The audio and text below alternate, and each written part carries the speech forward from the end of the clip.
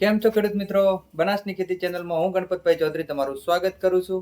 આજે તારીખ 22/9/2025 રોજ સોજે 7 વાગે દોતીવાડા ડેમની શું સપાટી છે. ગઈકાલે રાજસ્થાનની અંદર સારો એવો વરસાદ થયો છે. હજી પણ 2 દિવસનું ઓરેન્જ એલર્ટ આપેલું છે. તો તેની અંદર જોઈએ કે શું શક્યતાઓ છે વરસાદની, અને આજે બનાસ નદીનું પાણી કેટલી પર પહોંચ્યું. તો સાંજે 5 વાગે ડીસા જે પુલ છે તેથી આગળ વહી રહી છે.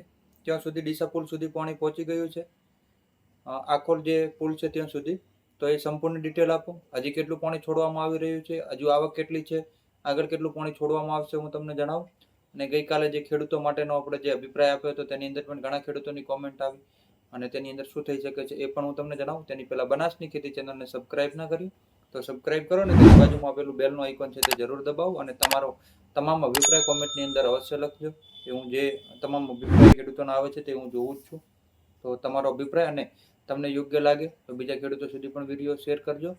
તો આભાર. સંપૂર્ણ જોડાયેલા રહો. હું તમને જણાવું તો જે દોતીવાડા ડેમ છે તેની સપાટી છે 22/9/2025, સમય સોજે 7 PM.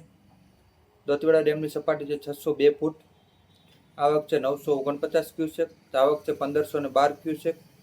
ડેમની ભયજનક સપાટી 604 ફૂટ છે. અત્યારે જે રોલ લેવલ છે ત્યાં સુધી તેની સપાટી છે, અને ડીસા સુધી પાણી પહોંચ્યું છે. સીપુ ડેમની સપાટી છે 22/9/2025, આજે સમય 7 વાગે 583.50 ફૂટ, આવક છે 75 ક્યુસેક. મુક્તેશ્વર ડેમની સપાટી છે 661.58 ફૂટ, આવક છે 276 ક્યુસેક, અને જાવક છે 226 ક્યુસેક. ડેમની ભયજનક સપાટી છે 661, એટલે મુક્તેશ્વર ડેમ અને દાંતીવાડા ડેમ સંપૂર્ણ ભરાઈ ગયા છે.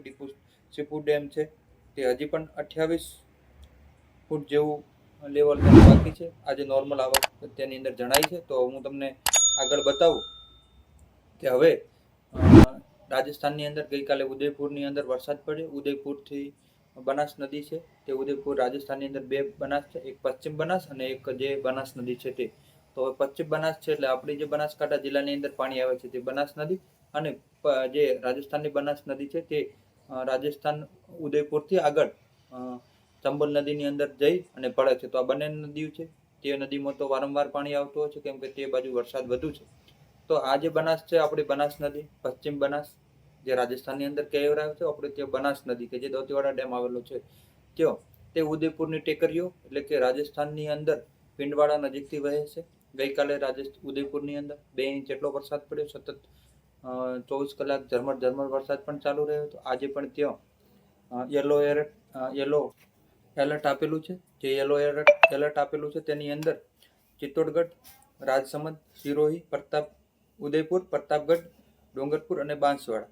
તો હવે જે આ જિલ્લાઓ છે એની અંદર ઉદયપુર અને સિરોહી જિલ્લાની અંદર વરસાદ થાય તો બનાસ નદીની અંદર સારું એવું પાણી આવી શકે છે, અને બનાસકાંઠા જિલ્લાના ખેડૂતોને ફાયદો થાય. હવે રહી વાત બીજી, તો ગઈકાલે પણ આપણે જણાવ્યું હતું કે નર્મદા નદી ઉપર આવેલો સરદાર સરોવર ડેમ સંપૂર્ણ ભરાઈ જવા આવ્યો છે. 94% જેટલો ભરાયો છે. તે ડેમ જે બનાસકાંઠા જિલ્લાની અંદર પાણી આવે છે તે અત્યારે વાવ થરાદ સુઈગામ જિલ્લાની અંદર, વાવ થરાદ સુઈગામ તાલુકાની અંદર જે વધારે વરસાદથી સમગ્ર જગ્યાએ પાણી છે. કેનાલોની અંદર પણ પાણી બંધ છે. છેલ્લા 2 મહિનાથી બનાસકાંઠા જિલ્લાની અંદર સિંચાઈ માટે પણ પાણીની જરૂરિયાત નથી. તો એવા સમયે જે નર્મદા નહેરથી બનાસકાંઠા જિલ્લાના દાંતીવાડા ડેમ સુધી જે પાણીની પાઇપલાઇન નાખવામાં આવી છે, તે પાઇપલાઇન દ્વારા પાણી છોડી અને દોતીવાડા ડેમને સંપૂર્ણ ભરવો જોઈએ, અને પછી થોડું વધારે પાણી છોડે તો ડીસા છે, તેની આજુબાજુનો વિસ્તાર છે, કાંકરેજ છે, પાટણ સુધી એ પાણી જાય અને બનાસકાંઠા જિલ્લાના ખેડૂતોને ફાયદો થાય. તો જે આ યોજના છે તેની અંદર કોઈ પણ નવો ખર્ચો કરવાનો થતો જરૂરિયાત નથી. તો સ્થાનિક આગેવાનો મજબૂત અને સરકાર પણ ખેડૂતોના હિત માટે આ બાબત અવશ્ય વિચાર કરજો. તે બાબતની અંદર હું તમને જણાવું તો જે કેનાલ છે તે સંપૂર્ણ ભરેલી છે, અને ત્યાંથી પાણી જો છોડવામાં આવે તો ખેડૂતોને પણ ફાયદો થાય, અને બનાસ નદી છે તેની અંદર તળ ઊંચા આવે, ખેડૂતો માટે સિંચાઈ માટે પણ ફાયદો થાય. આ બાબતમાં તમારો અભિપ્રાય અવશ્ય લખજો.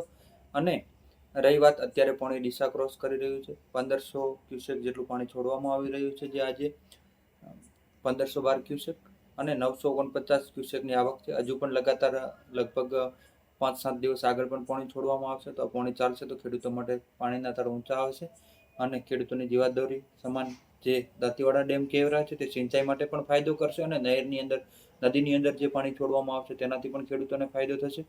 તો અમારી સાથે જોડાયેલો રહો અને તમારો અભિપ્રાય અવશ્ય કોમેન્ટમાં લખીએ.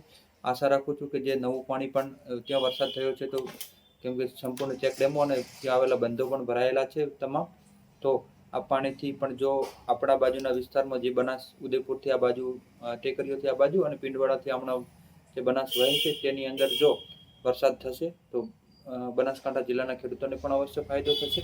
તો આ વિડીયો બીજા ખેડૂતો સુધી શેર કરો અને હું તમને કેટલાક વિડીયો અને ફૂટેજ પણ દાંતીવાડા ડેમના બતાવું તે પણ અવશ્ય. આભાર. બનાસની ખેતી ચેનલને સબસ્ક્રાઇબ કરો, શેર કરો અને તેની બાજુમાં આપેલું બેલનું આઇકોન જરૂર દબાવો. આભાર.